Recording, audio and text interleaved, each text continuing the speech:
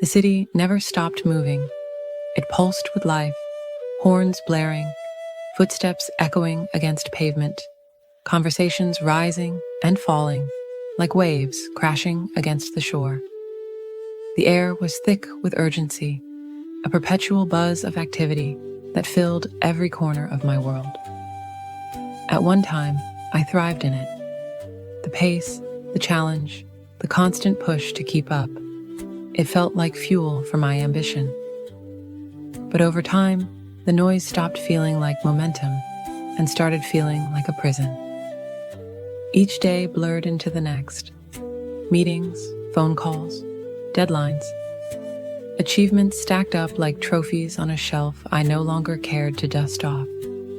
My success had come at a cost I couldn't quite articulate, a nagging emptiness that clung to me no matter how many goals I checked off my list. And yet, in the heart of all that chaos, there was a place that seemed untouched by time. A Zen garden, a pocket of serenity nestled between towering skyscrapers, as though the city itself had forgotten it was there. I stumbled upon it by accident one day after a particularly grueling morning at work. I had turned a corner I'd passed 100 times before and found myself staring at a small gate. Curiosity pulled me in. The moment I stepped through, it was like entering another world. The air was cooler, the sounds of the city faded to a distant hum, and the scent of freshly turned earth and blooming flowers wrapped around me like a comforting embrace. The garden was small, but meticulously tended. Stone pathways wound between patches of raked sand and lush greenery. A small koi pond shimmered in the sunlight, and benches were tucked into quiet corners. But it was the willow tree that caught my eye. It stood in the center of the garden, its branches cascading like a waterfall of green, swaying gently in the breeze. There was something captivating about it, something alive. The locals called it the laughing willow. On windy days, the rustling of its leaves sounded like laughter, soft, melodic, and strangely comforting. From that day on, the garden became my escape. Whenever the weight of the city became too much, I found myself drawn to its gates, seeking refuge beneath the willow's branches. It wasn't just a place to sit, it was a place to breathe, to exist without demands or expectations pressing down on me. At first, I told myself it was just a break, a moment to clear my head before diving back into the chaos. But the truth was, the garden offered something I hadn't realized I was missing. Peace. Not just the absence of noise, but a deep, soul-quieting calm. I wasn't the only one who sought solace there. Parents brought their children, their laughter mixing with the soft rustling of leaves. Couples strolled hand in hand, speaking in hushed tones, as though not to disturb the stillness. There was a monk, too, who came often. I'd see him meditating beneath the willow or tending to the plants with deliberate care. But even with others around, the garden felt like it was mine, like the willow and I shared a private understanding. I began to wonder if the tree knew. Did it see me sitting beneath its branches day after day, my shoulders slumped under the invisible weight of my life? Did it notice the way I lingered, hoping its laughter might fill the emptiness inside me? The city moved at its relentless pace, but in the garden, time seemed to slow. Under the willow's canopy, I let myself be still. No phone calls, no emails, no deadlines. Just the sound of the leaves and the feeling of earth beneath my feet. And yet, the stillness wasn't enough. Each time I left, the weight returned. The garden gave me moments of peace, but they were fleeting. The willow seemed to whisper answers I couldn't quite hear, laughter that hinted at truths I didn't yet understand. I kept coming back, searching for something I couldn't name. The days turned into weeks, and my visits became a habit, a ritual. The contrast between the city outside and the garden within grew sharper with every passing moment. Out there, everything was loud, rushed, frantic. In here, it was as if the world held its breath, waiting. I didn't know what I was waiting for, but I knew the willow held the answer. I just needed to learn how to listen. Success, as I'd always imagined it, was a finish line, a definitive point where all the sacrifices, late nights, and endless ambition would pay off. It was supposed to be a reward, a life filled with purpose, joy, and a sense of accomplishment. Yet here I was, years into my career, and the finish line felt more like a treadmill I couldn't step off. Each day began in the same haze. My alarm would buzz before the sun rose, dragging me from the brief, restless sleep I managed each night. The grind started immediately. Emails to answer, meetings to prepare for, and endless tasks to check off a never-shrinking list. By the time I stepped into the gleaming high-rise where I worked, I was already exhausted, operating on autopilot. Everyone I worked with saw me as the epitome of success. They complimented my work ethic, my sharp suits, and my polished demeanor.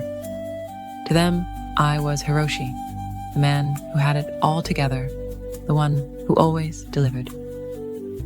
I wore their admiration like armor, deflecting any signs of vulnerability or doubt. But underneath, the cracks were growing. Despite all my accomplishments, the prestigious job, the enviable salary, the respect of my peers, I felt hollow. It was as if I were living someone else's life, playing a part in a script I hadn't written. The joy I thought success would bring never materialized. Instead, there was a constant pressure to keep climbing, to achieve more, to never let my guard down. The world outside mirrored my inner turmoil. The city, vibrant and relentless, buzzed with an energy I used to find inspiring, but now only found overwhelming. Its streets, once filled with opportunity and promise, now felt like a labyrinth of noise and chaos, a place where everyone rushed, but no one seemed to arrive anywhere meaningful. Amid all this, the Zen garden became my refuge. I stumbled upon it by accident one evening, after an especially grueling day. I'd wandered aimlessly, my mind too full to focus, until I found myself standing at its gates.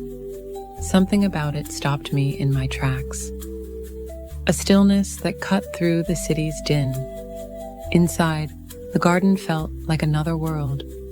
The air was cooler, the sounds softer. Gravel crunched underfoot as I walked, and the hum of the city faded into the background.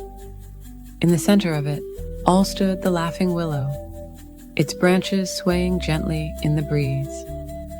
I didn't know what drew me to the tree that first time, but I found myself sitting beneath it, leaning against its sturdy trunk.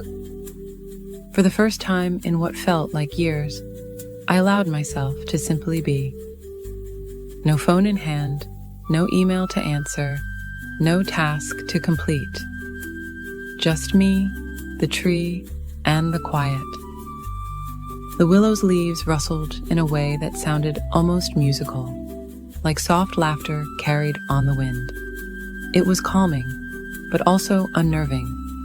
How could something so still seem so alive? As the weeks passed, I started coming to the garden regularly. It became my sanctuary, a place where the weight of my life lifted, even if just for a little while. The willow seemed to welcome me, its branches swaying as if in greeting. Still, the peace I found there was fleeting. No sooner would I leave the garden than the city's demands would pull me back, louder and more relentless than ever. The pressure to perform, to excel, to be everything to everyone was crushing. The contrast between the garden and the rest of my life only deepened my sense of disconnection. I began to question everything.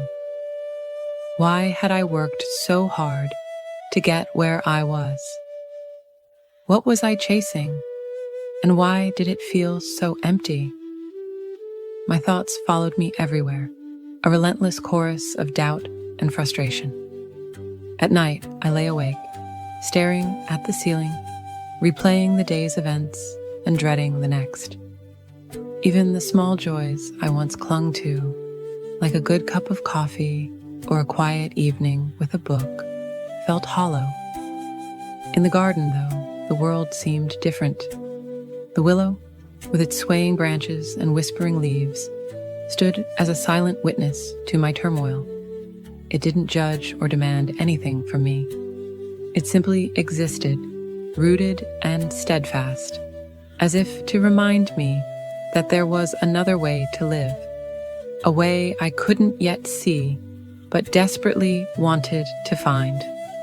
I began to wonder if there was a lesson in the willow's quiet strength. Its laughter seemed to hold a secret, one I was too distracted to understand. But I knew one thing for certain. The garden was more than an escape. It was a lifeline, and the willow was at its center, waiting to teach me something I wasn't ready to learn. Even as my visits to the garden grew more frequent, my struggles outside its gates remained. Work was as demanding as ever, and the weight of expectations didn't lessen. But the seed of a question had been planted, a quiet, persistent thought that maybe, just maybe, there was a way to live that didn't feel like a constant battle. And so I kept returning to the garden, drawn by something I couldn't name but knew I needed. The garden seemed quieter than usual that morning. The distant hum of the city faded into the background, leaving only the soft rustle of leaves and the occasional chirp of a bird. The willow swayed gently above me, its branches arching towards the ground like an embrace. I sat beneath it as I had so many times before, my thoughts a chaotic swirl I couldn't untangle. Everything about the city felt suffocating lately. The crowds, the noise, the endless demands of work. Even here, in this oasis of calm, the weight of it all pressed on me. I leaned back against the tree, closed my eyes, and tried to breathe deeply, but the tension in my chest refused to ease. Good morning. The voice startled me, breaking through my thoughts. I opened my eyes to see a man standing a few steps away. He was older, dressed in simple robes that seemed out of place against the city's modern backdrop, but perfectly suited to the serenity of the garden. His face was lined but kind, and his expression held a quiet warmth. May I sit? He asked, gesturing to the ground beside me. I nodded, unsure why he wanted to, but I didn't mind the company. He lowered himself gracefully, folding his legs beneath him in a way that suggested years of practice. For a moment, he simply sat there, his gaze sweeping over the garden as if he were seeing it for the first time. You come here often, he said after a while, his tone conversational but not intrusive. I do. I replied. It's the only place in the city that doesn't feel chaotic. He nodded, as though he understood completely. It's a beautiful space, He said. peaceful. But even here, I can see that your mind is restless. I hesitated, unsure how to respond. I wasn't in the habit of discussing my thoughts with strangers, but there was something about him, his calm demeanor, his gentle voice, that made me feel at ease. I suppose it is. I admitted, finally. I come here to escape, but it doesn't really work. The peace doesn't last. He nodded again, his gaze shifting to the willow above us. Do you know what the locals call this tree? He asked. I shook my head. They call it the laughing willow. He said, smiling. Listen to the sound its leaves make when the wind moves through them. It's like laughter, light, joyful, unbothered. I tilted my head, listening. The breeze stirred the branches, and the rustling leaves did have a peculiar quality to them. I'd never thought of it as laughter before, but now that he mentioned it, I could hear it. Why do you think it laughs? He asked, turning to me. I shrugged, unsure what he was getting at. I don't know. Maybe it's just the sound it makes. Or maybe He said, it laughs because it knows something we've forgotten. Something we could learn again if we listened. I frowned, unsure how to respond. His words were poetic, but they felt just out of reach, like I was on the edge of understanding something deeper. What do you mean? I asked cautiously. He smiled, leaning back slightly. The willow faces storms, strong winds, and the heat of the sun. It doesn't resist these forces. It bends, sways, and dances with them. Because of that, it endures. It thrives. I followed his gaze to the tree, its branches swaying gently in the breeze. I'd never thought about it that way before, never considered how it responded to the elements. You, He continued, his voice soft but steady. seem to be resisting, struggling against something. And the more you fight, the heavier it feels, doesn't it? His words hit me like a stone dropped into a still pond, sending ripples through my thoughts. He wasn't wrong. My whole life felt like a battle, against expectations, against time, against myself. I don't know how not to. I admitted, my voice barely above a whisper. It's just, everything feels so hard. Like, no matter what I do, it's never enough. The confession surprised even me. I hadn't planned to say so much, but now that I had, I couldn't stop. The words poured out of me, my frustrations with work, the constant pressure to perform, the emptiness I felt despite all my accomplishments. Through it all, the man, Kaido, as I later learned his name, listened patiently. He didn't interrupt or try to offer advice. He just nodded occasionally, his expression one of quiet understanding, as though he'd heard these struggles before. When I finally fell silent, feeling a little embarrassed by my outburst, he spoke again. It's not an easy thing, letting go of control. But sometimes, the harder we grip, the more we lose. Like trying to hold water in your hands. I stared at him, his words settling into the spaces my frustration had left behind. I come here often. He said, rising to his feet with the same quiet grace he'd shown when he sat down. If you'd like to talk again, I'll be around. But for now, maybe just sit with the willow. See if you can hear its laughter. With that, he bowed slightly and walked away, leaving me alone beneath the tree. I looked up at its branches, swaying and rustling in the breeze. The sound wasn't just rustling anymore.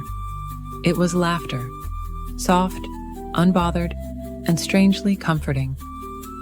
For the first time, I wondered if I could learn to laugh too. The rustling leaves of the willow above me felt like whispers, as if the tree itself held secrets meant only for those who listened. I sat beneath it, the weight of my thoughts pressing down on me. This garden had become my sanctuary, and today, more than ever, I needed its quiet embrace. It wasn't long before I heard the familiar soft crunch of footsteps on the gravel path. I glanced up to see Kaido approaching, his simple robes blending seamlessly with the tranquility of the garden. He carried a small watering can, stopping occasionally to tend to the plants along the way. He moved with the kind of unhurried grace I had come to admire, each step deliberate, as if he carried the peace of the garden within him. When he reached the willow, he set the watering can aside and offered me a warm smile. You seem deep in thought today, Hiroshi. He said, lowering himself to sit beside me. I shrugged, unsure how to respond. I guess I've been trying to figure things out. I admitted. Kaido nodded, his expression calm and encouraging. And have you found any answers? I hesitated, then shook my head. Not really. I've been watching the willow, trying to understand what it is you see in it, but all I see is a tree. His laughter was soft and kind, like the first drops of rain on a parched field. It is a tree, yes, he said. but it is also a teacher, if you are willing to learn. He gestured to the branches above us, swaying gently in the breeze. Look at how it moves, He said. This tree has lived through countless storms. It has faced winds strong enough to uproot weaker trees, endured scorching suns that dry the earth. And yet it stands. Not just stands, it thrives. Do you know why? I looked up at the willow, its branches dipping and swaying with a grace that seemed almost deliberate. Because it's strong? I guessed. It is strong, Kaido agreed. but not in the way you might think. Its strength comes from its flexibility. It does not resist the wind, does not try to stand rigid against it. Instead, it bends, it flows, it dances with the wind. I frowned, trying to process his words. So, it survives because it doesn't fight back? Not quite. Kaido said, his tone patient. It survives because it understands the nature of the wind. The willow does not see the wind as an enemy, but as something to move with, something to embrace. In its dance, it finds joy. In its bending, it finds resilience. I stared at the tree, its movements now taking on a new significance. You're saying it accepts the wind? Yes, Kaido said. and in doing so, it transforms what could be its destruction into a partnership. This is the lesson of the willow, Hiroshi. Life is full of challenges, storms that threaten to break us, winds that try to push us off course. If we stand rigid, if we resist and fight, we risk shattering. But if we can learn to bend, to flow with life rather than against it, we can find not only survival, but peace. His words settled over me like the willow's shade, soft yet profound. I thought about my own life, the endless struggle to meet expectations, the constant pressure to succeed, the fear of failure that kept me rigid and unyielding. But isn't bending just giving up? I asked, my voice tinged with skepticism. Kaido shook his head. Not at all. To bend is not to break. To flow is not to surrender. It is to adapt, to move with the currents of life rather than against them. It is to find strength in flexibility, to discover joy in the dance. The skepticism in my chest began to loosen, replaced by a flicker of curiosity. But how do you do that? I asked. How do you stop fighting and start flowing?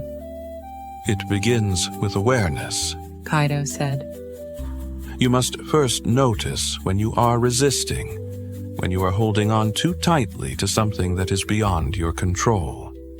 Then, you must practice letting go, even in small ways. It's not about changing your life overnight. It's about taking one step at a time, learning to trust that you can navigate the winds of life without losing yourself. His words made sense, but they also felt daunting. Letting go was not something I had ever been good at. I had spent my entire life trying to control every detail, every outcome. The idea of flowing with life, instead of trying to direct it, felt foreign, almost impossible. What if I don't know how to let go? I asked, my voice barely above a whisper. Kaido smiled, his gaze steady and kind. Then you start small, he said. You start here with the willow. Watch how it moves. Let it teach you. And remember, even the smallest step toward change is a step worth taking.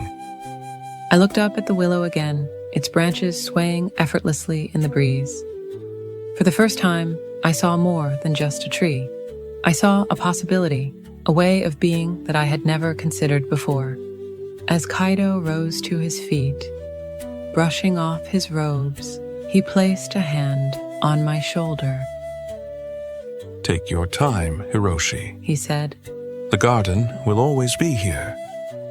I watched him walk away, his figure disappearing among the greenery.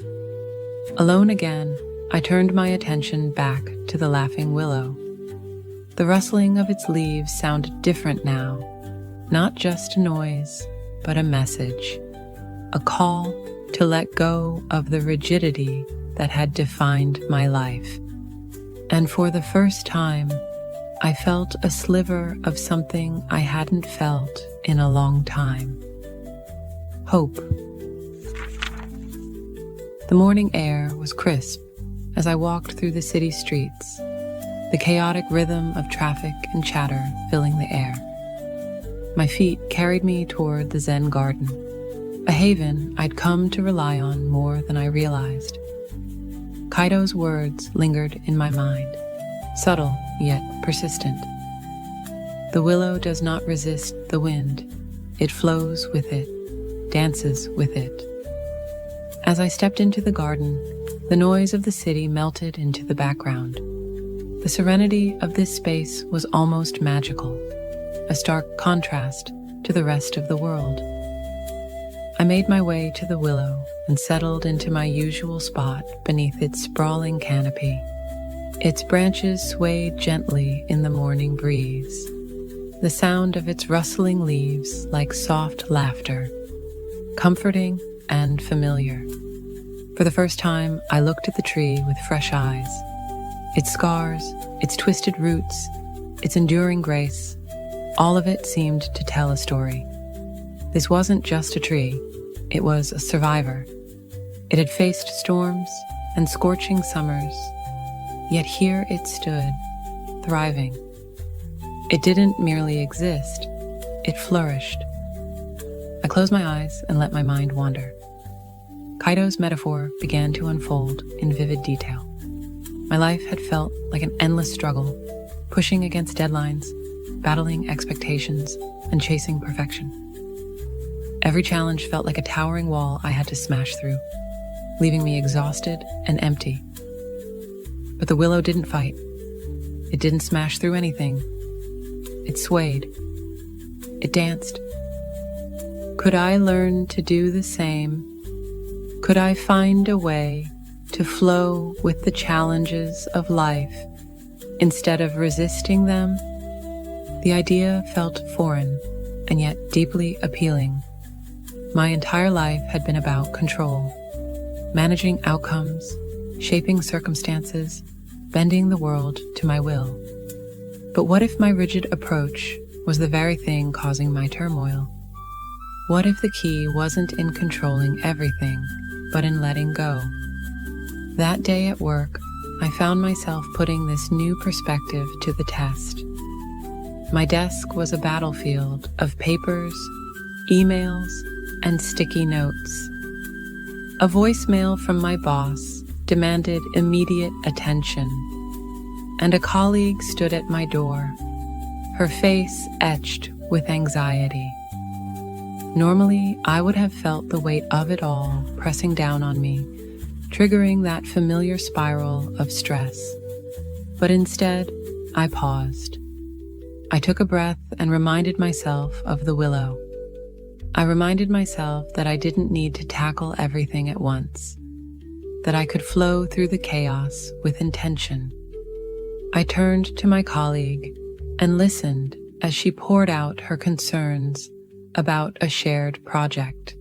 Instead of rushing her or cutting her off, I stayed present. Together, we brainstormed solutions, and by the time she left, we both felt lighter. It wasn't a perfect day. There were still moments of frustration and overwhelm, but something had shifted. I wasn't swimming against the current anymore. I was learning to let it carry me. That evening, I returned to the garden. The golden hues of the setting sun bathed the willow in a warm glow, and its laughter seemed louder, more joyful. I sat beneath it and found myself speaking aloud. My words, tentative at first, but growing more certain. I think I'm beginning to understand, I said, as if the willow could hear me. It's not about avoiding the storms or pretending they don't exist. It's about moving with them, finding balance, and trusting that I'll be okay. The wind picked up slightly, causing the branches to sway in response.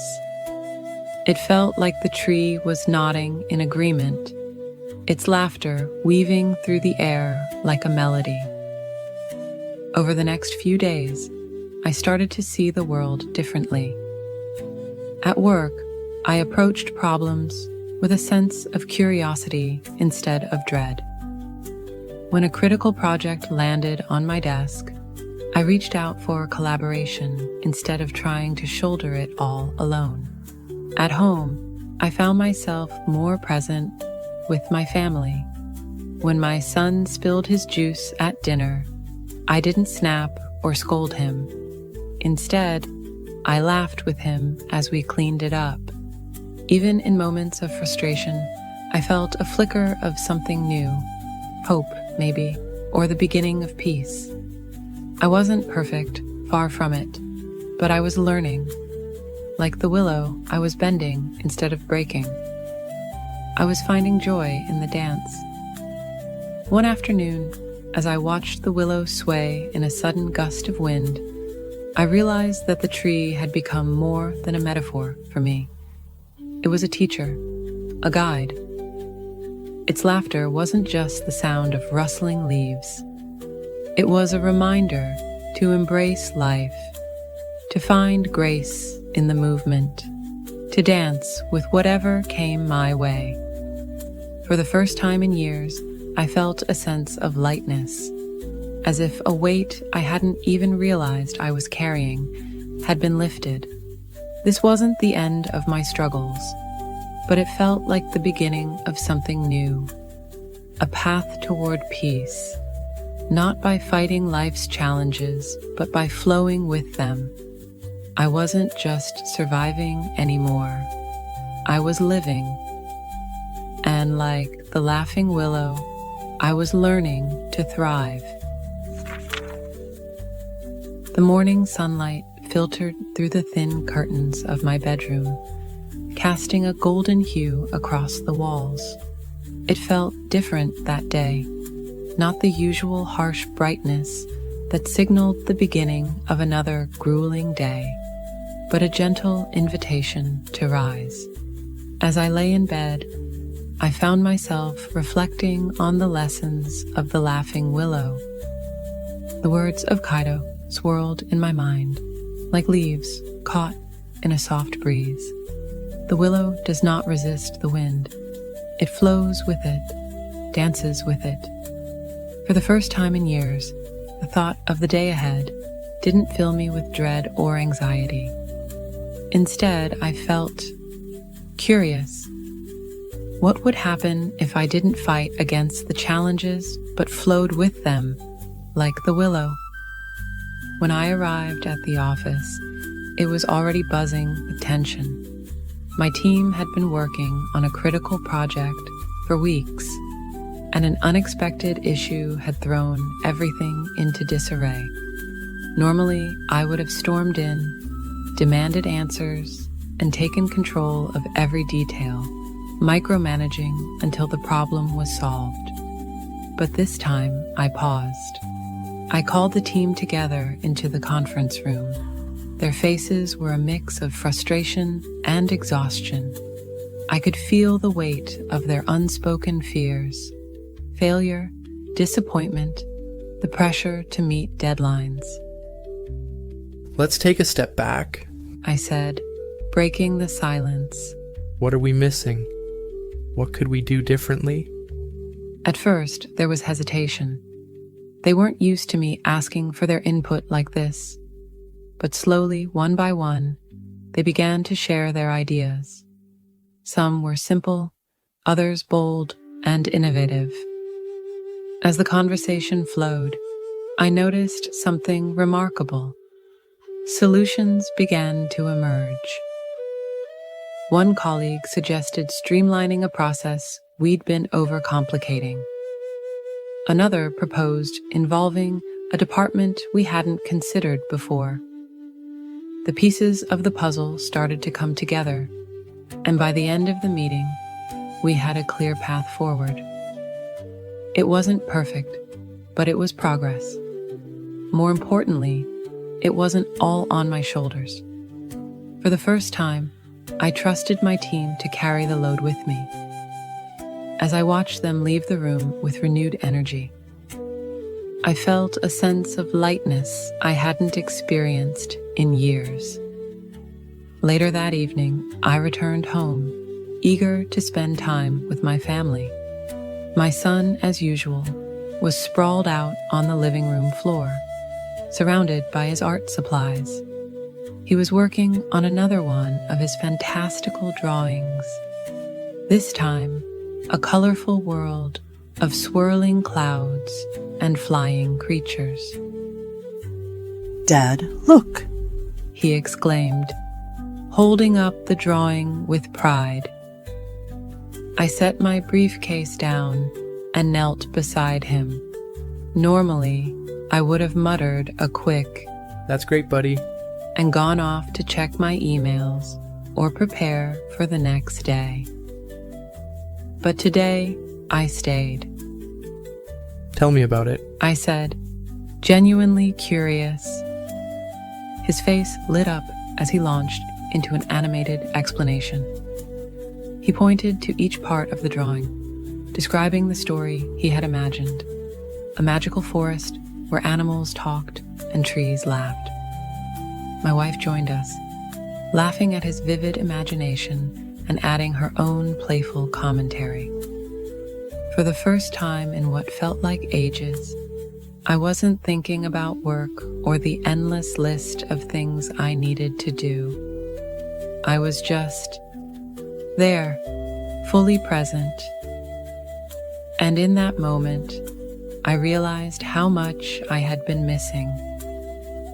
In the days that followed, I began to see more opportunities to apply the lessons of the Laughing Willow. When an unexpected expense threw off our household budget, I didn't panic.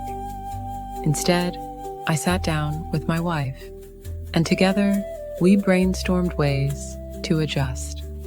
The experience brought us closer, reminding me that we were a team, capable of weathering storms together. At work, I started delegating more, trusting my team to take ownership of their tasks. This not only lightened my load, but also empowered them, fostering a sense of collaboration and mutual respect. Even small frustrations, like getting stuck in traffic or dealing with a rude customer, became less overwhelming. Instead of letting these moments ruin my day, I saw them as opportunities to practice patience and grace.